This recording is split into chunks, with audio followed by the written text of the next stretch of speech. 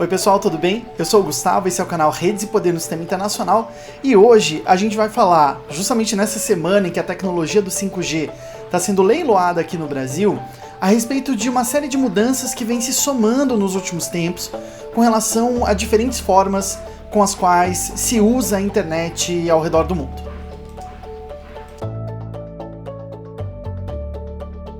Bom pessoal, o leilão que está acontecendo essa semana da tecnologia 5G aqui no Brasil vem se somar, na verdade, a uma série de mudanças que vem acontecendo ao redor do mundo e que vem se acumulando de uma forma ou de outra, de maneira bem interessante, porque muda alguns paradigmas a respeito de diferentes escalas, diferentes formas e diferentes formas de interação com relação seja à internet, seja aos dispositivos de tecnologia, ao mercado relacionado a esse mundo tech. E que pode, de uma forma ou de outra, afetar de forma bem importante as relações, não apenas entre os países, mas as relações estabelecidas entre as pessoas.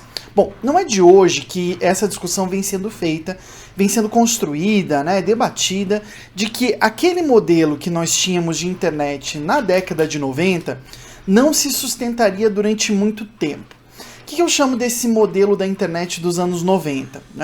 Essa internet que não tem uma definição muito clara a respeito de processos de hierarquia, uma internet que se vende como um espaço livre, mas que é controlada por uma perspectiva um pouco mais tecnicista, um pouco mais voltada para essa discussão técnica, de quem consegue produzir, quem apenas usa os mecanismos da internet, e também uma internet que se propunha ser uma estrutura, um ambiente onde a legislação estatal não tivesse lugar.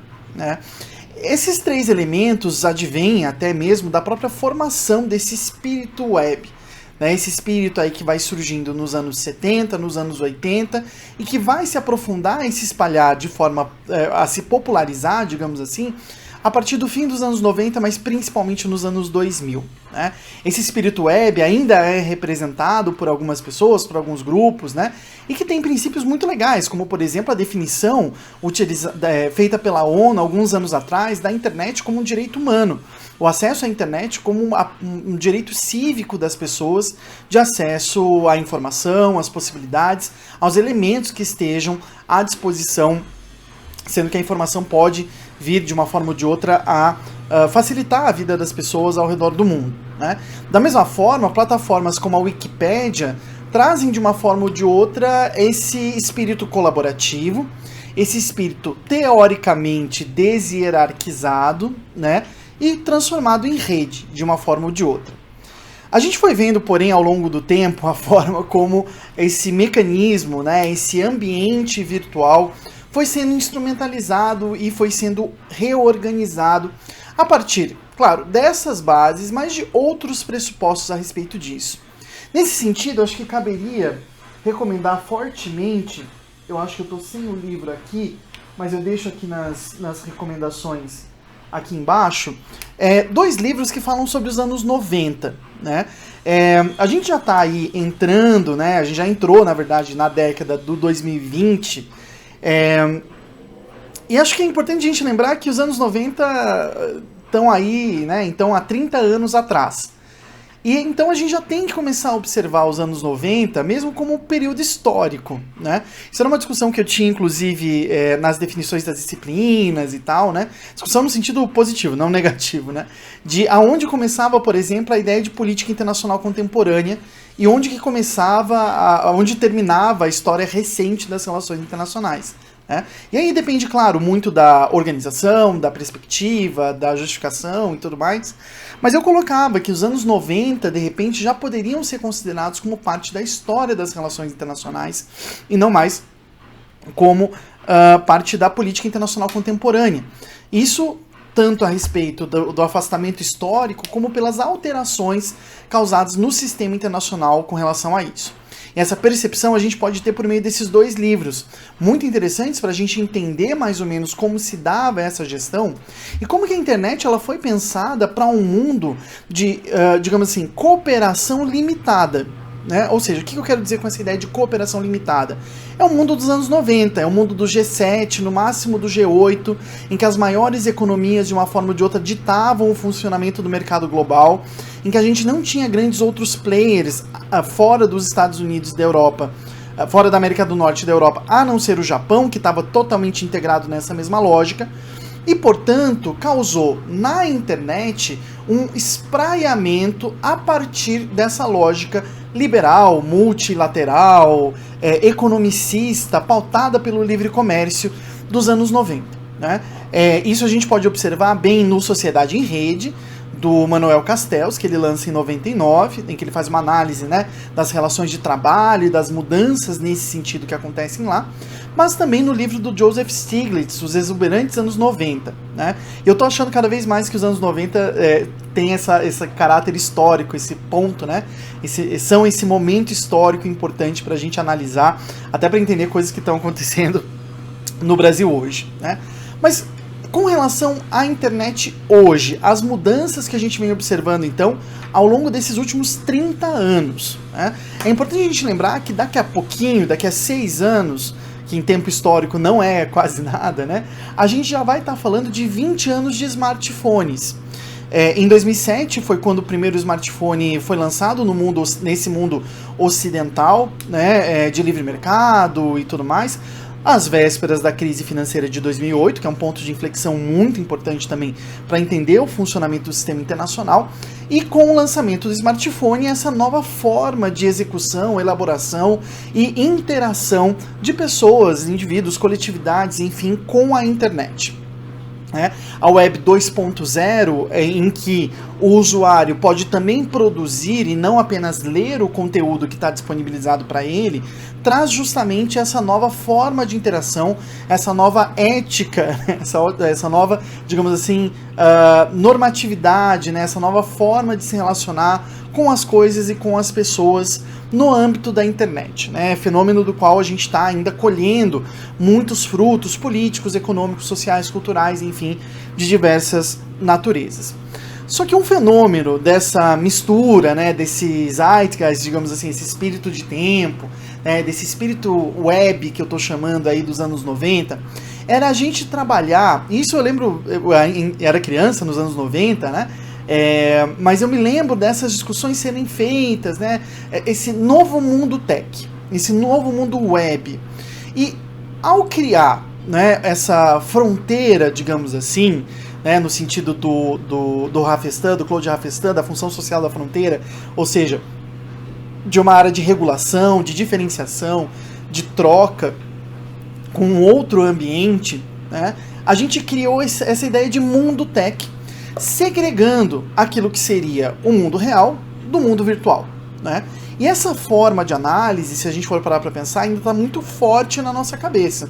Ainda que, na realidade, a gente esteja vendo, desde o início do século XXI, um aprofundamento cada vez maior justamente do inverso dessa perspectiva, né? Ou seja, justamente da integração cada vez maior e, ao mesmo tempo, da segregação cada vez maior em razão dos acessos ou não acessos a essas redes. Né? Justamente pelo caráter geográfico das redes. E aí tem um ponto importante para a gente pensar. Citando novamente o Claude Hafestad, Por uma Geografia do Poder, ele fala que toda rede tem uma ambivalência, né? Tem um caráter ambivalente, porque ela conecta e desconecta ao mesmo tempo, já que ela liga dois pontos e deixa a área no entorno da rede conectada ou desconectada desse processo. O próprio Manuel Castells chama as redes, né, define as redes numa acepção bem básica como um fio que liga dois nós, né, uma malha que conecta diferentes nós. Essa ideia de malha, ela é interessante, essa ideia de tecido, né, é interessante porque ela é maleável justamente, ela se altera. O Hafestad vai chamar as redes de proteiformes, né, ele vai pegar lá da biologia e tudo mais e identificar essa agregação, essa alteração, essa maleabilidade das redes de informação, das redes de internet, das redes de comunicação. né? E aí, qual que é o efeito principal que a gente teve dessa segregação? Que na verdade não é uma segregação, né? Foi um processo de trabalho conjunto, digamos assim. Não se trata aqui da gente igualar o mundo virtual com o mundo real, né? Mas esse processo que a gente está enxergando hoje, por exemplo, do Facebook propor uma nova rede, né, de realidade virtual, de realidade aumentada, na verdade corresponde justamente a esses processos, né, de ação e reação entre esses dois espaços que foram criados. O espaço do mundo real e o espaço do mundo virtual, né? Qual que é o ponto? O ponto é que quando a gente dividiu isso de forma muito estrita nos anos 90, a gente começou a observar tudo do mundo tech como uma coisa só. Sendo que agora a gente está tendo muitas mudanças em diferentes áreas, com diferentes consequências para a nossa realidade, justamente advindas dessas diferentes áreas. Então, por exemplo, a gente pode pensar o uso da internet em 3 escalas, digamos assim. A gente teria uma escala na forma como a gente usa, acessa e usa a internet, o mercado digital, né, as empresas que estão aí nesse mundo digital, e a infraestrutura que de uma forma ou de outra permite que essas práticas sejam utilizadas, né? Eu não gosto de hierarquizá-las, eu não gosto de falar que uma é mais importante que a outra, ou que uma joga um papel mais importante que a outra, porque justamente eu acredito nesse mundo de interações, né? De uma perspectiva bem geográfica, em que os processos eles são multipolares, multicentrados e interacionais, né? Mas a gente pode dividir mais ou menos nessas 3 escalas, né? Nesses 3 âmbitos para a gente entender esse mundo tech, para entender justamente as mudanças que andam acontecendo. Então a gente teria, num primeiro lugar, essa forma como a gente acessa e usa a internet como um todo, aquilo que a gente poderia chamar de técnica, né? O Milton Santos ele chama, né, esse mundo da internet de meio técnico, científico, informacional, né? Então a gente pegaria aqui especificamente a parte técnico-científica, né? Ou seja, essa parte de quais são os dispositivos, quais são as técnicas que a gente usa para acessar esses meios virtuais, né? Porque a gente não consegue acessar a internet sem utilizar uma técnica, sem utilizar um dispositivo. A gente precisa de um celular, a gente precisa de um computador, a gente precisa de uma Smart TV, né? Ou seja, a gente precisa desses dispositivos que conseguem captar as redes de internet e, portanto, abrir esse espaço. Isso é muito importante para a gente lembrar da questão ambivalente de conexão e desconexão das redes, né? Então os dispositivos eles são importantes e a gente tem tido mudanças bem significativas com relação à forma como se usa esses dispositivos, né? Não digo apenas com relação à forma deles, né? Tem aí várias empresas que têm lançado celulares que dobram, né? Enfim, esses avanços morfológicos, digamos assim, esses avanços de uma forma ou de outra que dizem respeito à forma das coisas, à forma desses dispositivos, né? São avanços muito importantes. Mas esses dispositivos, eles acabaram se confundindo, principalmente fora dos Estados Unidos, com as próprias empresas. Porque, por exemplo, uma coisa é a gente falar dos dispositivos, falar dos computadores, das Smart TVs, dos celulares. Aí a gente já está falando de um grande grupo de empresas envolvidas, né? Aqui, por exemplo, né, não é jabá nem nada, mas meus dispositivos são da Samsung, o computador, a TV, o celular, né?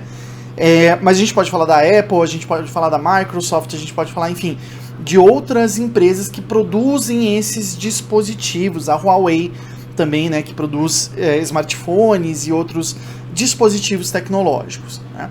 As mudanças que a gente tem observado nesse sentido têm sido com relação principalmente ao tipo de acesso que as fabricantes desses dispositivos permitem que outros atores, outros agentes desse ambiente virtual tenham ao uso que se faz deles, né? Recentemente, a Apple restringiu o acesso de dados por parte de aplicativos, né? Dados rastreáveis dos seus usuários, numa coisa que mudou muito a prática de publicidade, por exemplo.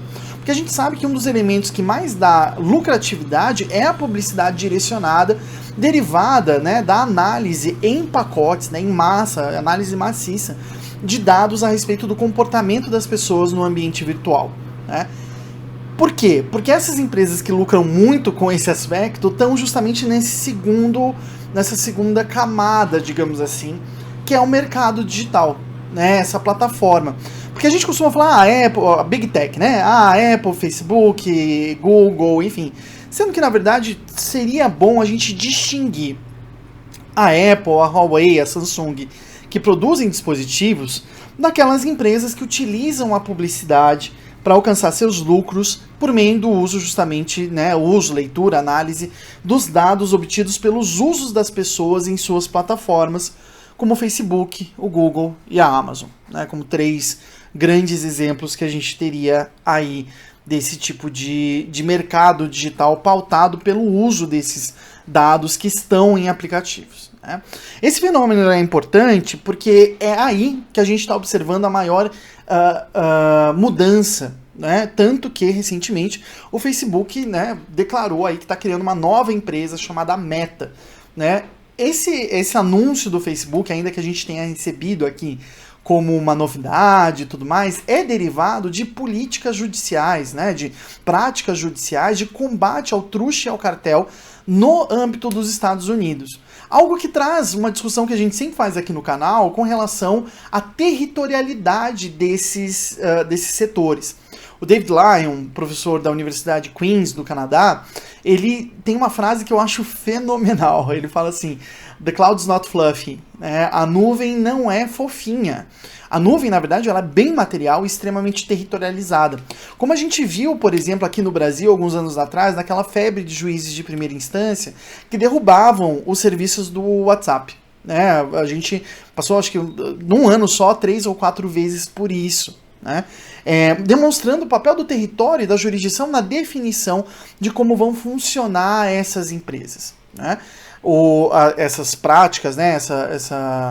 Essa política antitrust lá nos Estados Unidos, anticartelização, descobriu recentemente que o Google e o Facebook tinham feito uma aliança informal para que eles se retroalimentassem em publicidade e propaganda, eliminando a presença de outros atores no mercado digital e, portanto, indo contra, digamos assim, a livre concorrência nesse mercado, nesse âmbito do mercado.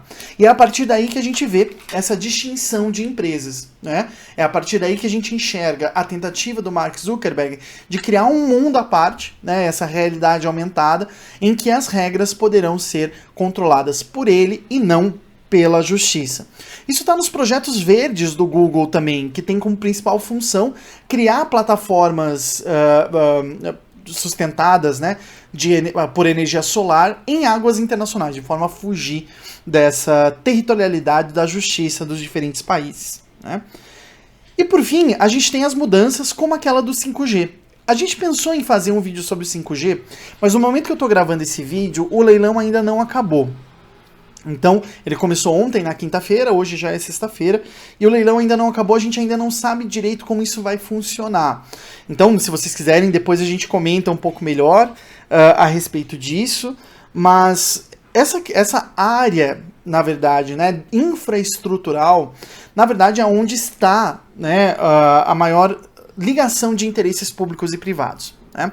Por quê? Porque no âmbito dos dispositivos, né, ainda que de uma forma ou de outra a produção, exportação, comercialização desses dispositivos dê muito dinheiro para essas empresas, né, trata-se na verdade de uma questão interna a elas, né, de competitividade das empresas nesse mercado. Eu estou falando especificamente dos dispositivos. Quando a gente vai para a questão da propaganda, a gente vem observando tanto na União Europeia contra a Apple no espaço de música, né? Numa ação movida pelo Spotify contra a Apple lá no âmbito da União Europeia, de concorrência desleal, por restringir o acesso dos dispositivos da Apple ao aplicativo do Spotify, mas vocês percebem que aí é um âmbito, né, comercial, de livre concorrência. É que a gente está observando, principalmente nos Estados Unidos, a maior dificuldade e os maiores embates entre governo e empresas privadas. Né? A preocupação cada vez maior, mobilizada também por grupos de direita lá nos Estados Unidos, grupos tanto progressistas como de direita, mobilizando essa pauta de controle das empresas das empresas de tecnologia, dessas grandes empresas de tecnologia, na discussão principalmente a respeito do uso dos dados dos usuários, mas também nessa questão da publicidade, né? É na área infraestrutural, então, que a gente não vê esses embates acontecendo de forma direta entre governos e empresas, mas sim o apoio que governos estão dando a empresas que possam instalar e distribuir o 5G ao redor do mundo, principalmente, mas também outras formas de tecnologia, como drones, enfim, satélites e por aí vai, né? E aí que a gente fala de interesses estratégicos, aí que, por exemplo, o leilão do 5G aparece como algo muito importante para a gente discutir.